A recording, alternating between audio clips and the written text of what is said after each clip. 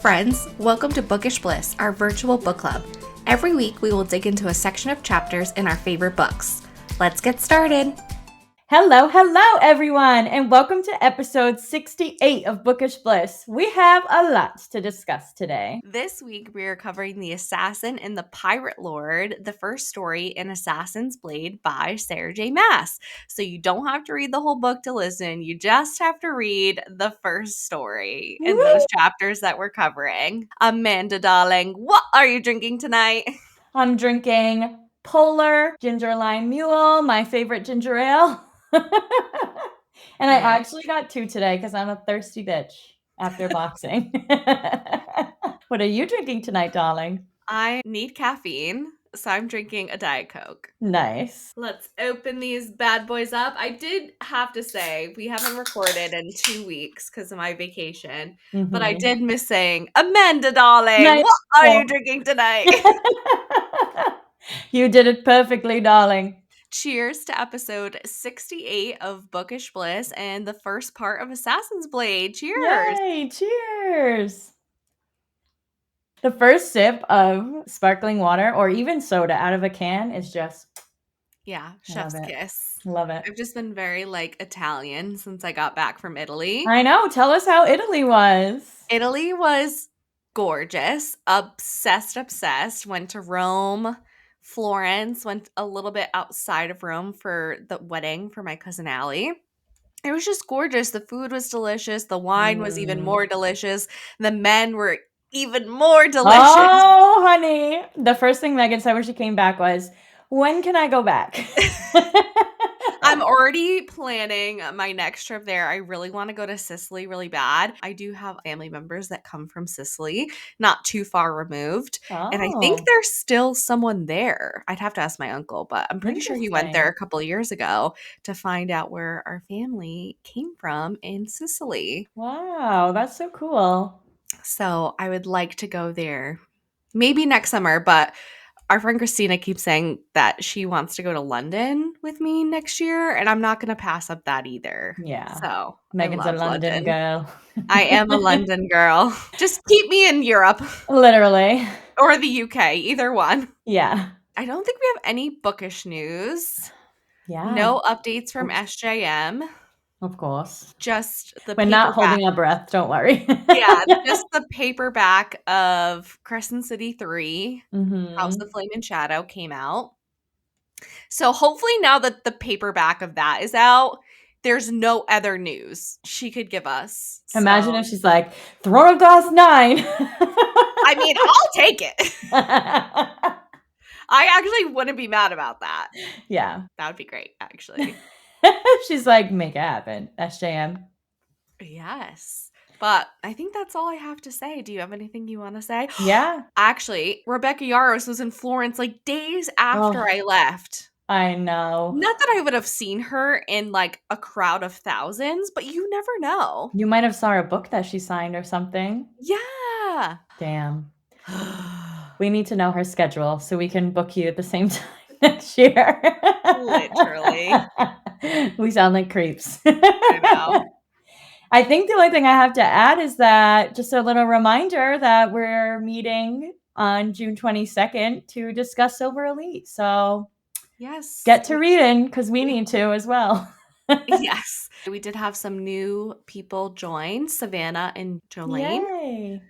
Hope I'm saying that correctly, but thank you for joining our Discord. Welcome to the Discord, and we hope you're all loving Silver Elite. I am. Megan, not so much. No, I think it's written by AI. She's the writer, people, so you got to take what she says. I don't know if it's AI or just some newbie bad writing. I don't know. I don't want to say it's bad writing. It's just not what I was expecting from the hype that it got. And that's why I was really scared to read Fourth Wing, honestly. And I didn't read it for the longest time until people at work were forcing it down my throat. And I'm so glad I did. But I was so scared for the same exact thing. It was getting so much hype. This is the next best book. Just like Shield of Sparrows or whatever that other one is. Yeah. Shield of Sparrows. I think that's right. And they're both of them are the best new book. And I mean, I am not liking Silver Elite so far. Maybe that will change as it goes on, but Yeah, we are only, what, 70 yeah, pages I in like or to give it to something? at least 100 pages for me to, like, fully Yeah. formulate an opinion. But yeah, just, like, not liking the start of it for sure. I'm opposite. I like it. Maybe it's 'cause it's more like world buildy, I think is Yeah, but she's the not even word. doing a very good job. I'm sorry. I'm just, like, really being really harsh right now. But when we were reading it, I, like, will laugh when certain sentences are read. I'm like, "Stupid." That's a really harsh, but we'll see. Maybe Hey, I'll change my you're mind. real. Maybe. I hope so. Yeah. We can't have 2 duds in our I might Discord. be the only one that's not liking it. Yeah, I guess we'll have to find out. Tune in June 22nd to find out if Megan actually changes her mind. Yes. All right. Now let's get started with the good stuff and break down Assassin's Blade Part 1. We're odds and evens all over again, baby. Woo! Chapter 1. Waking at 4 a.m., Selena found herself in the Assassin's Keep council room, exhausted from a night of reading. She joined 5 of Arabin Hamel's 7 most trusted companions, quickly covering her 16-year-old self in pajamas among the older men. The urgent meeting centered on Gregory's capture and imprisonment in the royal dungeons, his mission a clear trap. Selena's immediate suggestion was to kill him to silence him, but Sam, surprisingly seated in Ben's usual spot, second only to Arabin, questioned her. Selena, irked by Sam's perceived presumption, retorted with the simple protocol, an apprentice slipping poison into Gregory's food to prevent him from revealing the Assassin's Keep's secret location. Sam then posed a chilling hypothetical. What if Gregory had already talked? Selena, without missing a beat, suggested eliminating everyone who had heard, knowing Arabin would concur, which he did. He had already called the shots. The bombshell then dropped. Ben was dead, killed near the castle gates. Selena, who had trained extensively with Ben, was visibly distraught. Erben admitted he didn't know why Ben was involved or who the betrayer was. Selena's anger flared further when she learned Erben had sent Sam to assess the situation for both Gregory and Ben, yet Sam hadn't even retrieved Ben's body. Their bickering escalated until Erben, fed up, intervened. Reluctantly, Selena backed down, offering to retrieve Ben's body herself. Within 15 minutes, she slipped into the city streets, a grim mission of retrieval now solely hers. We're off to a crazy start. We got dead people in the first chapter and betrayal. Are you excited though? We're finally having an interaction with like the famous Arabin Hamel. Yes. Finally, need to know about him, Sam, whoever these new people are that are going to be very relevant going forward. That's I'm why all for I it. I know it's very controversial, the order that you read the Throne of Glass series. There's so much debate online, but this is why I really liked reading it this way is cuz you get like the first Yeah. 2 books which I feel like are very separate besides like maybe the end of Crown of Midnight from the rest of the series. And you hear these Mhm. names and now you get to go back to the beginning and see the Selena that we know and love at her beginning. And I just think it means a little bit more doing it this way. But people are going to disagree, but Yeah. that's how I feel. Yeah. And Amanda Hey. did now, so she's doing it how I want. I didn't get a choice in the matter. Megan was like, "Listen, bitch, you're gonna do as I say." No, I'm just kidding. Yeah, right. I would never be able to win in a No. fight against Amanda. You probably could because I could never I hit you would back. never hit you. No, seriously though, I trust Megan, so whatever she says goes. So back to chapter 1. Yes. We get into this council room and there's 5 of Arabin's 7 most trusted companions. So right off the bat, I was like, okay, something happened in these last 2. Yeah. And this Gregory person has been captured, Mhm. but we don't know he's dead until a little bit later in the chapter. But I think it's interesting from reading the first 2 books, I didn't expect Sam and Selena to kind of butt heads at first. Mm. I kind of expected them to be like team members, I don't know, assassin buddies, kind of working together, Yeah. kind of like Kale and Dorian almost. But nope, was not the case. She was pissed that he was sitting in Ben's spot. And I think she was a little pissed that Sam was the one that Arabin asked to go and check out the scene. Yeah, they're So, definitely rivals. They definitely have a lot of tension, yeah. and I love it. I know. I'm already getting more than I ever got from Dorian and Kale just from their fighting. Yeah, no, it definitely can see the tension and how it's gonna build, so I'm Mhm. here for it. Yes. Ben, we find out, is dead, killed near the castle gates, and Selena's like, "What the fuck?" Because she had been training extensively with Ben too. He was Arabin's second hand. Mhm. She was also pissed that even though Sam went to scope out the scene, he didn't take Ben's body back. Yeah, she was very pissed. She was like, "What if that was one of you?" Like, "Fuck you." Well, she didn't say fuck 'cause Yeah. this is YA, but she This is meant why it. yeah. They're fighting, bickering, almost like brother and sister, but I won't say that because they're eventually gonna be in love. They're fighting like So enemies to lovers, exactly. Amanda. Okay, yeah, enemies to lovers. I like that better. So after they finally calm down, she's like, "Fuck this. I'm gonna go get Ben's body myself."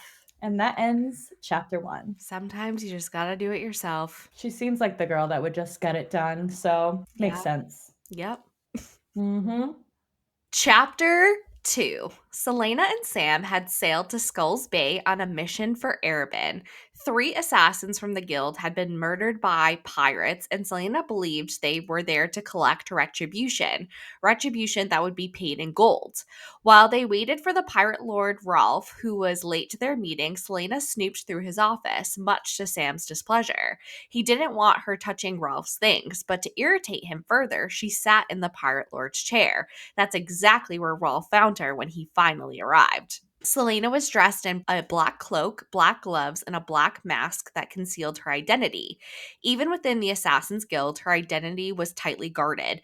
Other assassins had been threatened into silence. All anyone knew was that she was a woman, and she used that to her advantage, often posing as foreign nobility at grand parties in Rifthold.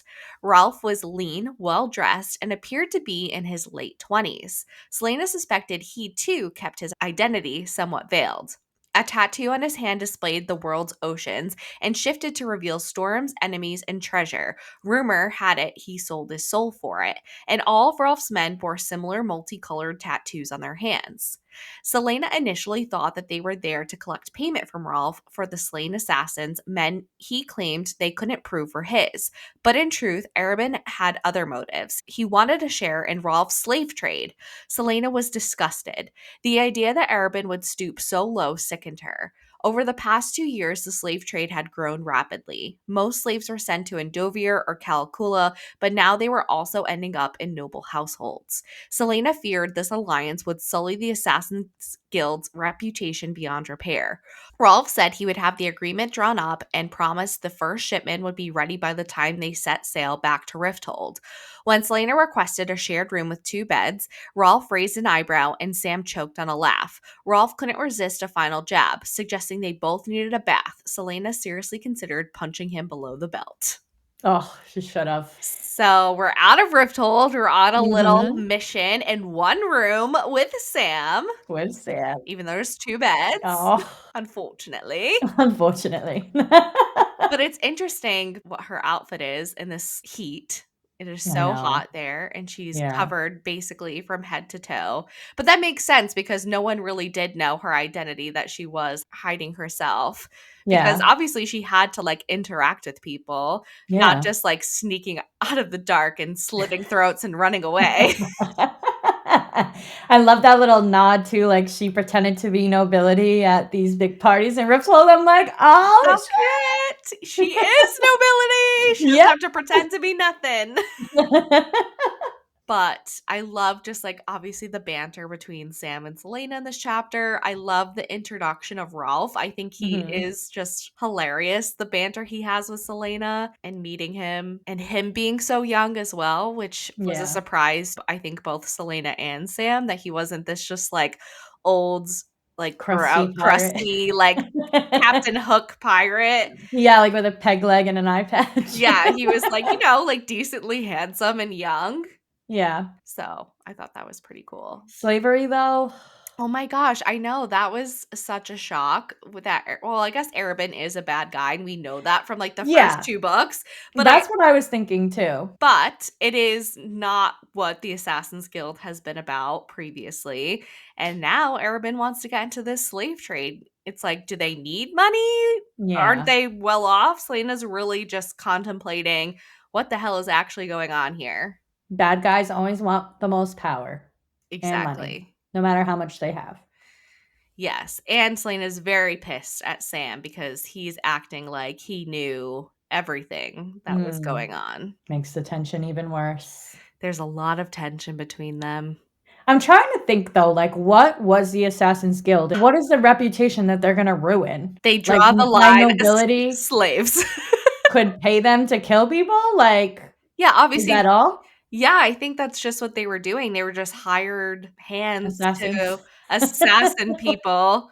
But Selena draws the line at slaves. She'll murder Yeah, you, but she's not going to make you work in her household. literally. But I have to imagine that Selena probably, because she was so popular, I think she says it in Throne of Glass, got to like handpick who she was saying yes and no to. So maybe she only picked and chose people who she knew were like bad people. That would make sense. I would probably do the same. Yeah. If I had no choice and was raised to be an assassin, once I could, like, actually defend myself, I'd be like, "Eh, Yeah. Once you, bad people can fucking die, I don't care." yeah, I think once she probably got older and had a say in what she was doing, she Yeah, probably not just like scared for her life, pick and choose who she was killing. for sure. Arabin's next. No, I'm just kidding. He has it coming. Or maybe Sam in this room by themselves, who knows? Yeah, he definitely has Selena's wrath at the moment. Mhm. Both Ralph, Arabin, and Sam. Look out. Look out. Chapter 3. After 5 frantic minutes, sealing all gaps in their room, Selena unhooded and unmasked herself, only for Sam to confess he was as clueless about Arabin's true motives as she was. Selena questioned if the pirate lord had lied about the letter's contents, but Sam dismissed the idea, stating the pirate lord had bigger fish to fry and Arabin always had his reasons. Selena, however, voiced her disgust with Arabin's involvement in the slave trade, deeming it beneath them and financially unnecessary. Her conviction that Ben wouldn't have stood for it fueled suspicion that Arabin himself might have been the betrayer. A bath seemed like a good idea before facing dinner. Dinner with the pirate lord and his captains commenced, though Selena, stubbornly masked, couldn't eat. Sam, on the other hand, was piling up seconds. The pirate lord attempted to coax her mask off, but Selena's thinly veiled threat to give him a reason to wear one quickly shut him down. He then inquired about her protege status with Arabin, to which she retorted that it came from training, unlike his magic map of tattoos that hadn't moved since the Fae was banished and magic disappeared when a Darlin conquered the continent 8 years ago. The pirate lord claimed he too had to claw and kill his way to the top. Selena, ever confident, declared herself the world's greatest assassin, fearing no one. The pirate lord wearily countered that his fear of many was precisely how he remained the world's greatest pirate. He then subtly warned Selena to watch her back around Sam, suggesting someone was always waiting for a slip. That was how he became the pirate lord, by killing all who were better than him. Selena, of course, told him to mind his own fucking business. Mhm. Later, in their room, Sam casually remarked that he didn't mind Rolf, even joking that he'd given Sam wise advice to assassinate Selena, which is funny because same shit for Selena. Yeah. Selena knew he was just kidding, as Arabin would flay him alive if he didn't return with her. With no immediate threat of mutual assassination, Sam drifted off to sleep, leaving Selena to take the first watch. So we're really going balls to the walls with this secret identity. She literally covers every single hole that someone could peek through. I And know. finally, once it's all done, then she takes everything off. Well, she's probably right to do so since Rolf seems very adamant about wanting her to take off her mask while she's at Yeah. dinner. I wouldn't be Yeah. surprised if he had people lurking around trying to catch her identity. Yeah, for sure. Or literally anyone at any time following her. Yeah. That's scary. Mhm. Sam confesses to her that he was clueless, just as she was, about Arabin's true motives. And Selena, I don't know, she has some faith in Arabin here. She's like, maybe he's lying, the pirate lord. But Yeah. Sam's like, nah, nah. No. Arabin always has his reasons. I wonder what the reason is. Money, honey. Money, Power honey. and money. Literally. Corruption. Yeah. So Selena still continuing in this chapter with her disgust with Arabin's involvement, and she's like, Ben would never have stood for it, which kind of makes me think that, his second is gone suddenly after this slave trade deal is commenced. Is Arabin the fucking betrayer? It would make sense. She does blame him for Sam, so Yeah. ducks are all in a row here. Mm-hmm. We have dinner with the pirate lord, everybody except Selena, since she's masked up.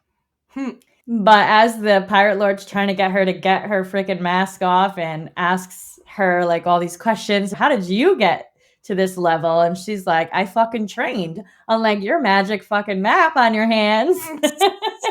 But we do find out that the map actually hadn't moved at all since the Fae were banished and magic disappeared when Adarlan conquered the continent 8 years ago at this point. So interesting. But the pirate lord's like, nah, I had to fight my way up too. And he basically told him he killed everybody that was better than him. And that's how he remains the top pirate. Yep. Selena's like, I don't give a fuck. I'm not scared of anyone. And that means I'm the greatest assassin. Yeah, she's like, I'm not scared of you. So let's move on. Literally. After dinner, Sam and Selena kind of have a little flirt going on here. And they talk about killing each other. They're like, I'm going to assassinate you. No, I'm going to assassinate you. Like, just kiss already. Literally. She's like, yeah, right. Arabin would fucking literally skin him. Yeah. But she never says the other way around. Yeah. That so is Sam, true. you gotta watch out. She's out to get ya. Yep. Chapter 4. Selena hadn't slept well. Her mind kept returning to the slave agreement Arabin was forging with the pirate lord, and she despised the entire idea. When Sam woke her, he remarked that she looked terrible, so she decided that would be the tone for the rest of her day.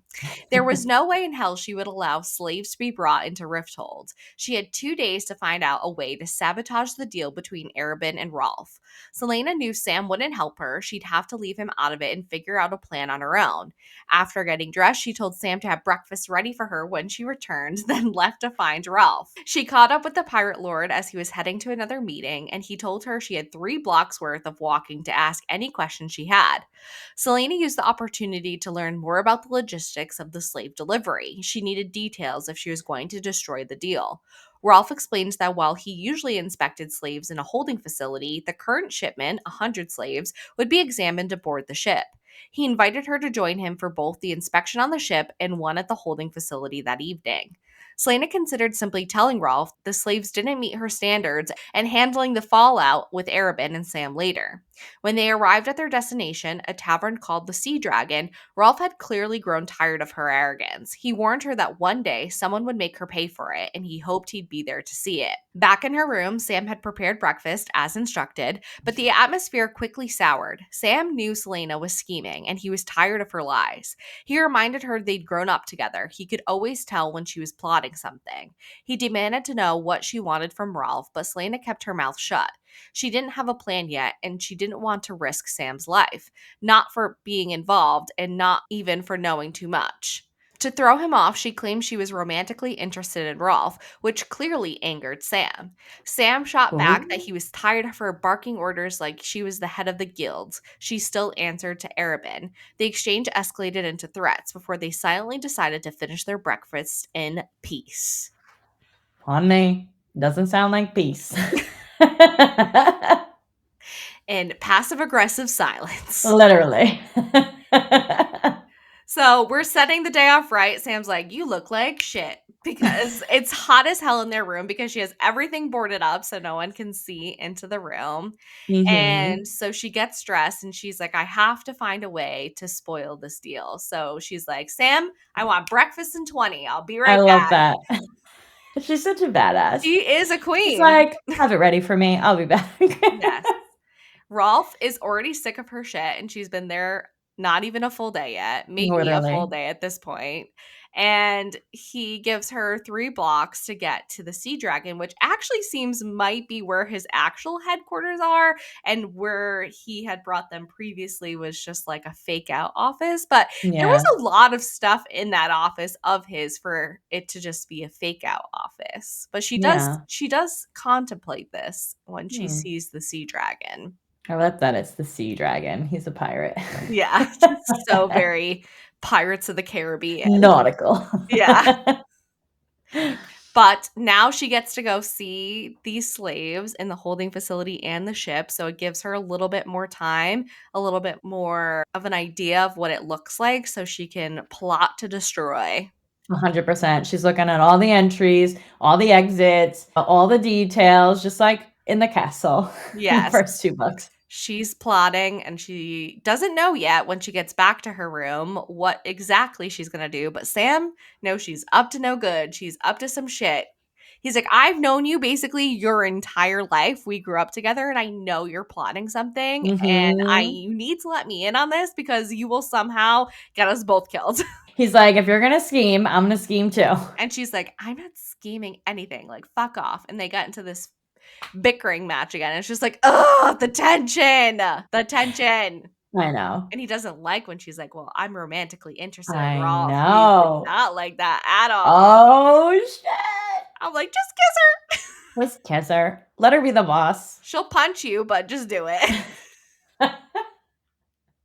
You can get a smooch and a black eye. Yeah. What's better than that? Yeah. Romantic. Too funny. Chapter 5. Rolf escorted Selena and Sam to the slave holding facility, a harrowing sight filled with men, women, and children from across the continent.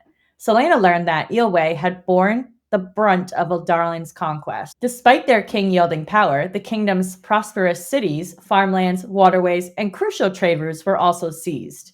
Rage consumed Selena, and she reached for her sword, but Sam, equally enraged by the presence of children and the horror of brothel sales, reminiscent of his own mother's past, stopped Sam, though they had to maintain their facade for Rolf.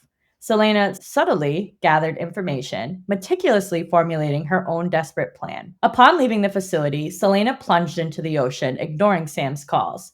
Their resulting brawl in the water escalated until Selena, recognizing their shared fury over the innocent slaves, was forced to promise to stop attacking Sam. Back on the beach, Selena confided her daring plan to Sam, who, believing a noble death preferable to a futile one, readily agreed. They acknowledged the grim reality that Arobin would relentlessly pursue them if they defied him, making escape a lifelong struggle. Sam pondered Arobin's true motive for sending them away for a month, while Selena clung to a dwindling trust in their master, a sentiment Sam clearly didn't share. Alone on the beach, Selena gazed at the stag constellation, symbolizing her lost homeland. She felt trapped by her roles as Arobin's heir and Eldarlin's assassin, a destiny she believed unchangeable. Well, Wow, more tension in this one. yes, it's getting physical, but not in the way we want. I know. More like black eyes, but Yeah. that's okay. So Rolf's taking them to this holding facility, and they see not only men and women, but children. And that enrages both of them. Yeah. Selena literally reaches for her sword, but Sam's like, no, no, no, no, no. We're pretending here. This is not the time. We are in a facade. Yes. Just think of that way. But he also sees brothel sales and thinks of his mother, which I think was very interesting. Mm-hmm. He says he was 8 years old, right, when she died? Mm. So she was the same age. He was the same age as Selena when both of their parents died. Yeah, I think Sam might be slightly older than her, but yeah, I think tragedy kind of struck around the same age Around for the both same of time. them. Yeah, that's sad to know. So sad. I mean, Selena had no choice either. She was 8 years old, but like, I feel like Sam really, really had no choice. Mm-hmm. His mom could not protect him from the assassin's keep. No, she didn't want him. I mean, he would have either become like Archer or she sent him to the assassin's keep thinking that would be better than being a courtesan. Yeah. So Selena just runs into the ocean after they leave. Sam's like, Selena, Selena. And she's just like, water. She's pissed. And hot. She's like, I need to cool the fuck off. Sam gets in there with her. They're brawling. And then finally she realizes, they're fucking pissed at the same shit. They're on the same team. Yeah, they're on the same side for once. Yeah, literally. So she's like, okay, promise I won't kill you. Yeah. I promise you won't drown. But it's interesting that Sam does see right through Arabin and has Yeah. this mistrust of him, where Selena's just not on that page yet. I think she Yeah, sees things, but she's not fully ready to accept that exactly. Arabin, who saved her, is a bad, bad man. I feel like that is spot on character for Selena. I feel like that happens a lot in the first 2 books where she knows something and Yeah. she kinda just doesn't wanna believe it. She's like, "Nope, gonna go be delusional." She's our favorite delusional queen. Literally, so we're on brand still in the Yes. past. When she's 16, she's still the same as she is at 18. Literally, yeah.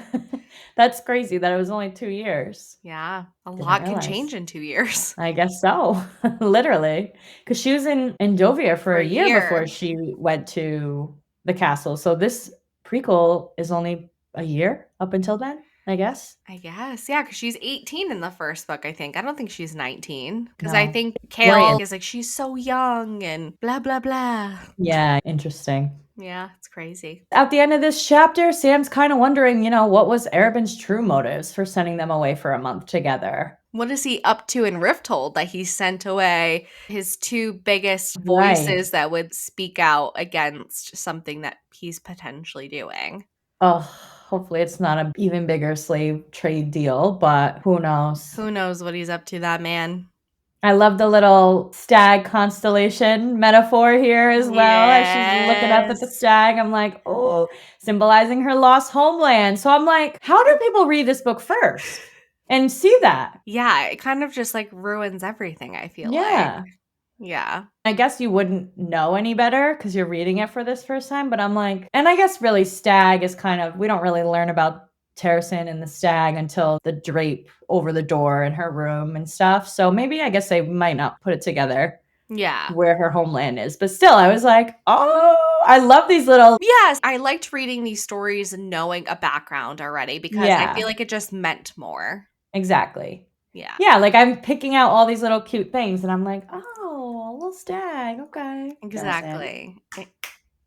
Exactly. So she's just feeling stuck right now. She's like, "I'm Arabin's heir, I'm a Darlin's assassin, and there's nothing that's gonna change that, unfortunately, Mhm. unless they fuck up the slave trade deal and run away forever." We'll see. Yeah. Chapter 6. Selena and Sam spent the day wandering the streets of Skulls Bay, gathering information to prepare for their plan. They picked up valuable details. The rowboats in the harbor were available for anyone to use, and Sam discovered that Rolf often opened a tab for his pirates, letting their rivalry stretch on for days. He also picked up some flirtatious tips from a few of the local harlots. Selena, on the other hand, focused on the tactical side. She learned how many men typically guarded the slave ships, what weapons they carried, and where the slaves were held. Later that afternoon, they were given the chance to inspect the slaves who would be on the ship bound for Rifthold. There were 93 in total, most of them men. Selena confirms that the slaves would be guarded through the night and that there were additional sentries posted in the clock tower. Only one slave stepped forward claiming to speak the common tongue, and Selena memorized his face, knowing he might be the key to her plan. Hours later, under the cover of darkness, Selena and Sam each took a rowboat out to one of the two slave ships. Selena briefly considered abandoning the mission then and there, but navigating the bay at night was too risky. They would have to act at first light. From their separate ships, Selena and Sam used mirrors to signal to each other that they had arrived safely and were ready. It was time. Oh, shit. So her little duo is working together. It seems like they're a bit more successful when they decide to work together instead of working Yes, apart. So I think we're seeing that better is together. indeed. Finally, they're gathering some useful information. They put it to good use. They get to go inspect the slaves, but really she just wanted to see who on this ship spoke the common tongue so that they could help her when the time came to enact her plan to save Mhm. these slaves. She finds the man, she plots him out, and then that night they're rowing out to two boats. It's wild. They're not just saving the slaves that are on their ship headed for Rifthold, they're also going to save the slaves that they met in the holding facility the day before. Yeah. They're fucking up everyone's plans. Yeah, they're like, "This is not happening. All the slaves are being freed. I don't give a fuck where they're going."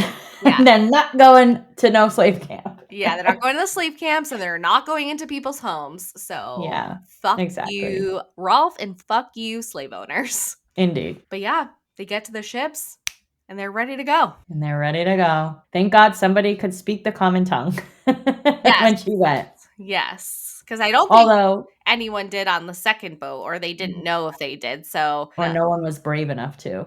yeah, we have one volunteer. We'll meet them in the next chapter. They're very brave. But here we go. Chapter 7. Selena stealthily boarded a slave ship, quickly knocking the crew unconscious. She signaled Sam on the second ship, and after a tense wait, he signaled back. Their audacious plan was in motion. She then infiltrated Captain Fairview's office, gagging and binding him in the brig with the rest of the guards before heading to the cargo hold. The suffocating conditions there, she realized, explained the 7 slave deaths. She could barely breathe herself. She found Dia, the sole Eelway speaker, to whom she revealed her liberation plan and unlocked his chains, handing one of the slaves the key for the others. After Dia translated, Selena saw the hope spread as others began translating to their own people. Selena's role was crucial: distract the pirates and lower the bay's defensive chain, allowing for ships to escape. She had coerced Captain Fairview into giving specific instructions for their departure, but the challenge remained. Someone had to sail the ships, and they needed to be rowed out of the bay. Selena vowed to cripple the pirate fleet, promising to fuck with them to buy the slaves time. She emphasized that under no circumstances should they delay their escape, as she would be doing her part. Dia then bravely rowed to the second ship to brief the slaves there, as Sam, who had already neutralized all the guards on that vessel, didn't speak Eelway. Dia agreed, confirming their readiness for the morning. Despite the immense risk and their undeniable nerves, both Sam and Selena were poised, ready to unleash a carefully orchestrated hell. Dun dun dun! Dun, dun, dun. Dia saves the day. She gets to the ship. They both are getting rid of these fucking crew members left and right. She basically gags and binds the captain because she's like, well, somebody has to give us direction. So we can't kill him, but we will threaten the fuck out of him. Yeah. I'm still kind of surprised he agrees, but who knows if he actually agrees. He may just have been forced. Yeah, he agreed. Yeah, yeah, exactly. I love too that she sees the hope in all these slaves' faces as soon as she hands the key and unlocks Dia and hands it to another slave to unlock everybody else. But she Mhm. can also feel how like suffocating it is to be down in the bottom of this boat. Well, yeah, there was originally 100 of them on that boat, and now we're Yeah, and 7 had down died. 93. Yeah, I'm sure it was, like, stuffy and smelly and just fucking awful. yeah. Now they have free access to the boat.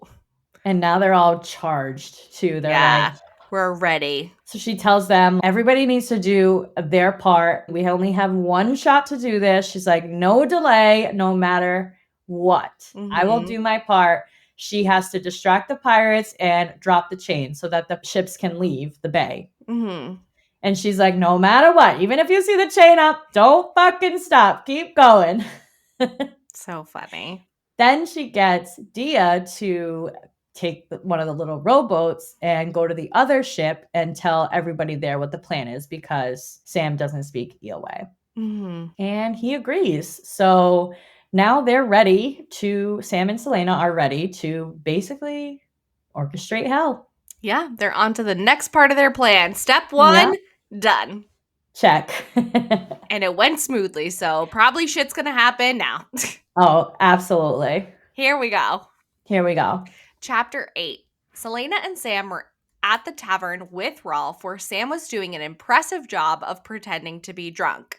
Earlier, he had drilled a tiny hole in the bottom of his mug, and though ale pooled steadily at his feet, the chaos of the tavern kept anyone from noticing.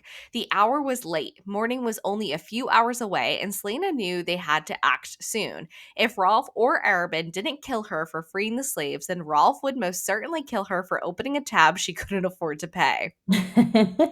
They ended up playing cards, and to her surprise, Selena found herself actually enjoying it. It wasn't all an act.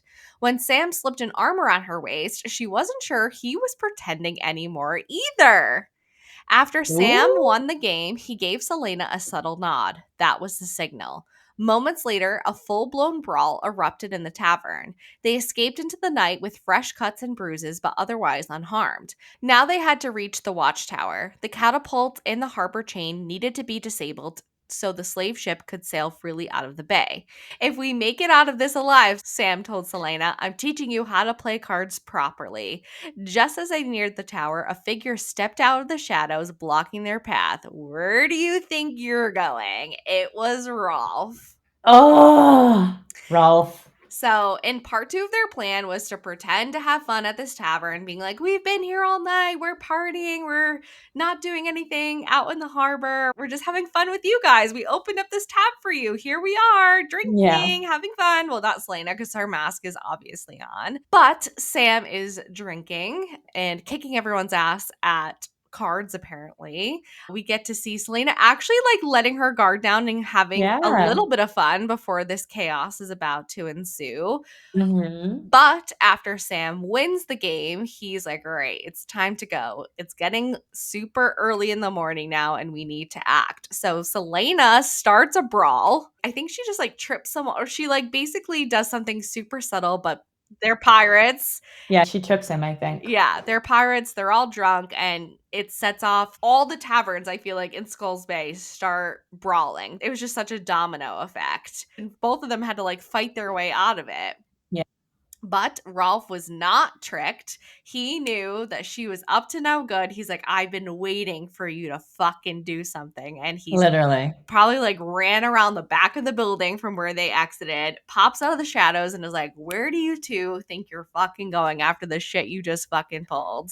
Scary. Yeah, he knows they started it too, Oh, or for she started sure. it. Yeah. I knew he was gonna catch them. Yeah. I was still surprised it was in this way. Thought it maybe would be later, like on the boat, and it would be like, is it gonna happen? Are they gonna get away or not? But he's not stupid. He literally tells them he killed every pirate that was better than him, and that's how he's on top. Yeah. He didn't get to the position he's in, like you're saying, without Yeah, having some brains. exactly. And And he's still scared of her for sure. He admits he's scared of people. That's how he stays on top. So he's very cautious. yeah, he's definitely on edge, and he was just waiting. He knew she was going to start some shit. He just didn't know when or how. Yeah. And he's like, nope, I gotcha. I gotcha, I honey. gotcha. And the flirting with Sam. The arm around her waist, I and she lets know. him keep it there. Ugh, Honey. I love a slow burn sometimes. Slow burn, baby. For sure. Chapter 9, in my last chapter of the night. I feel like that was so fast, but here we are. They're like short little stories. Yeah. Yeah, I love it. Chapter 9. Selena tried to convince Rolf of her neutrality in the impending brawl, but he saw through her act, recognizing her pent-up aggression. He threatened her life, but she disarmed him by removing her mask, revealing her youth. Despite her age, she asserted her status as Arabin's top assassin. Rolf, however, managed to warn his crew, alerting them to Sam's plan to lower the chain and facilitate the slaves' escape. As Rolf and Selena fought, he questioned her motives, to which she simply stated her intention, freeing the slaves. Duh. Duh. Rolf, seeing her as a fool destined for Arabin's wrath, if not his own, managed to wound her arm before she knocked him unconscious, put on her hood, and fled. Evading the drunken pirates, Selena saw others climbing the sabotaged ships, where she broke their rudders, including Rolf's prized vessel, the Sea Dragon. Uh-oh. Yep. Some pirates, however, managed to launch rowboats in pursuit. The success of the escape hinged on Sam's actions at the watchtower. He swiftly defeated 2 guards and, with the slave ship fiercely rowing towards freedom, improvised a daring maneuver. Using a catapult, he launched a boulder that struck the tower, causing the chain to fall and allowing the slave ships to sail into the sunrise.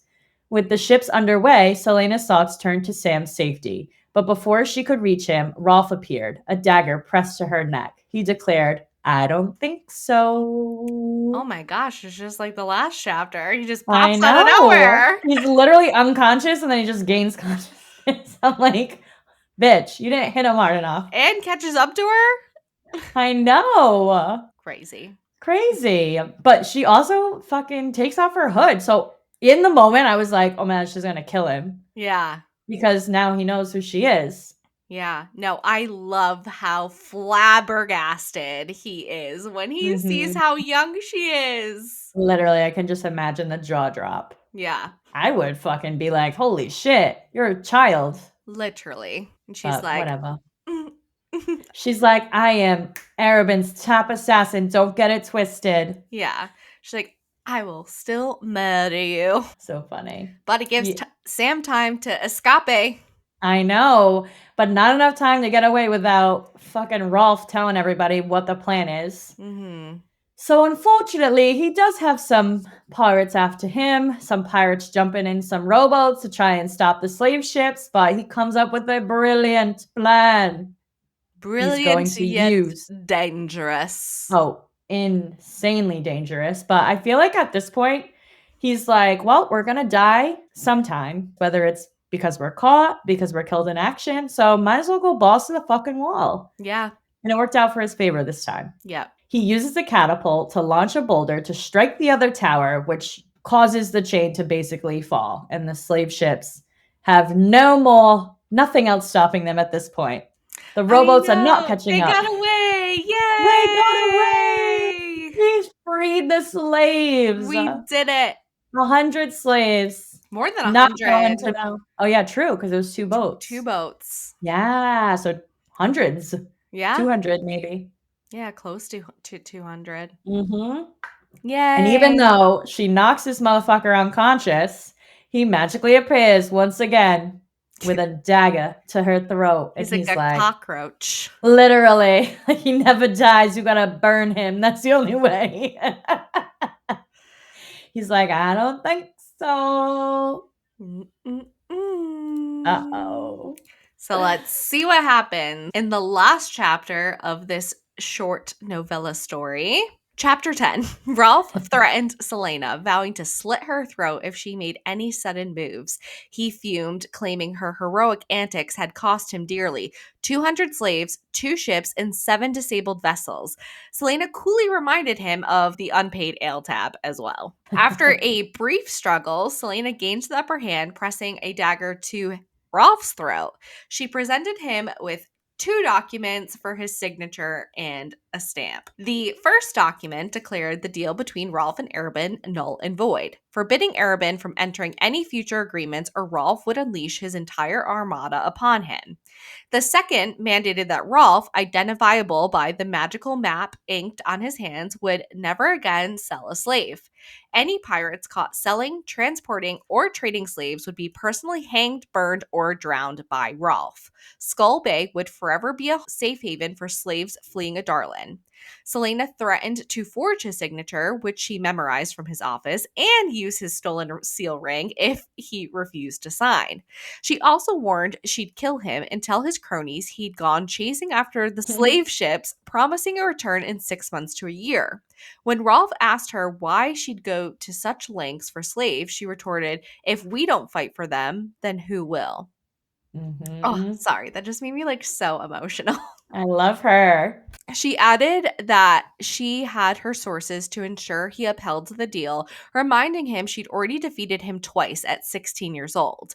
"Imagine how much better I'll be when I'm older," she quipped.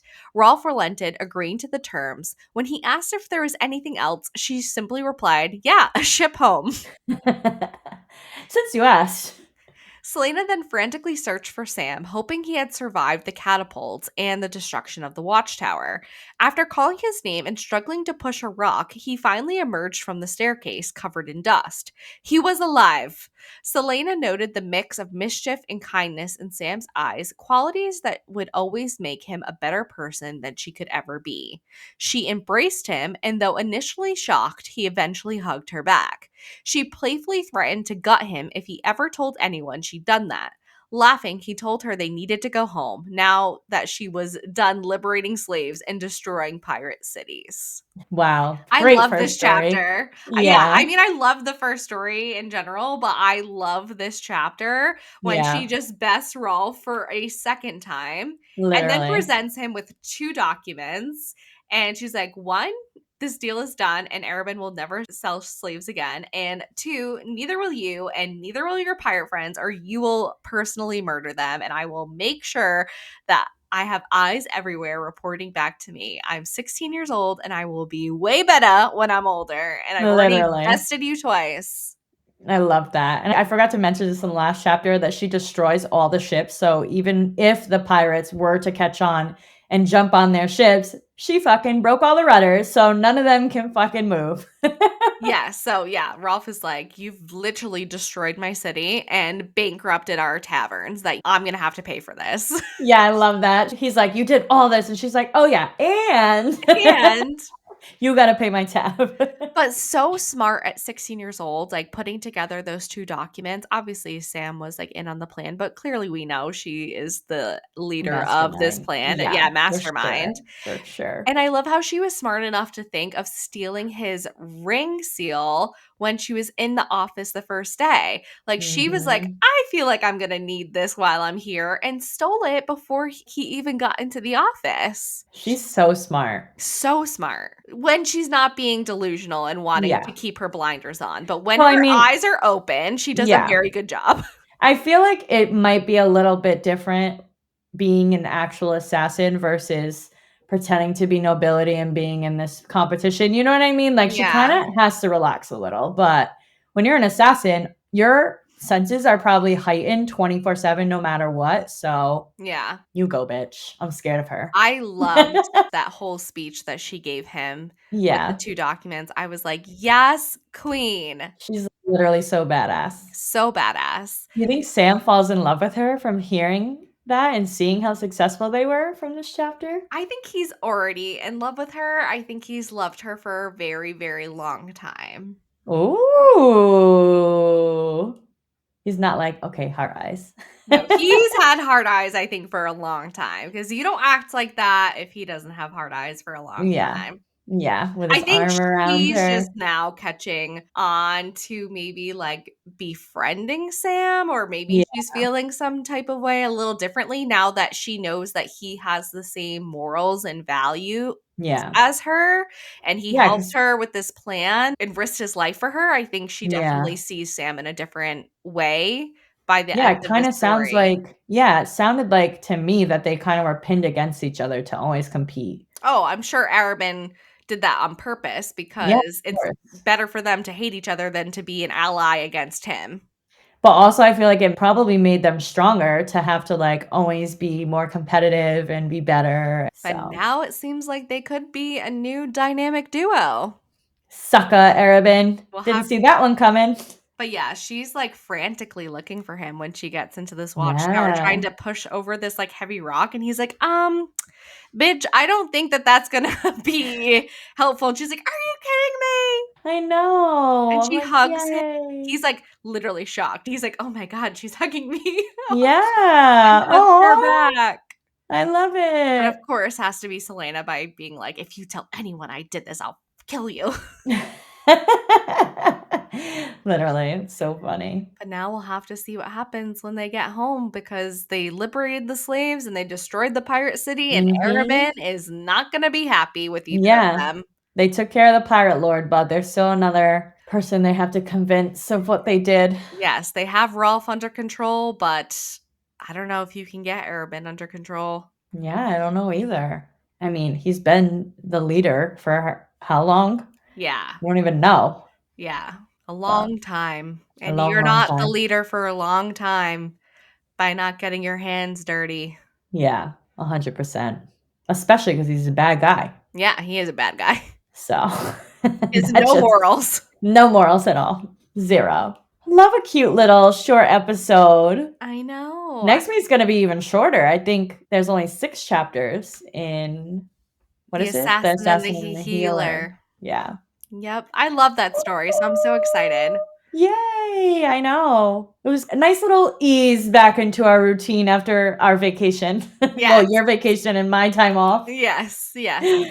And that's all we have for you today. Please let us know what you think by leaving us a review and comments on any of the platforms you are listening/watching on or on our social media pages. This helps tremendously to get the word out and lead more listeners to find our show and tune in. And come join our book club Discord. You can find the link in our bios on Insta and TikTok. And this month we are reading Silver Elite by Danny Francis. We love chatting with you guys, so don't be shy. Yes, don't forget to email, follow, subscribe, rate us 5 stars, and tell all your friends about us. And we hope the rest of your day is blissful. Bye! Bye! Thank you so much for listening. Join us next week for part 2 of Assassin's Blade by Sarah J. Maas, covering the assassin and the healer. Happy reading!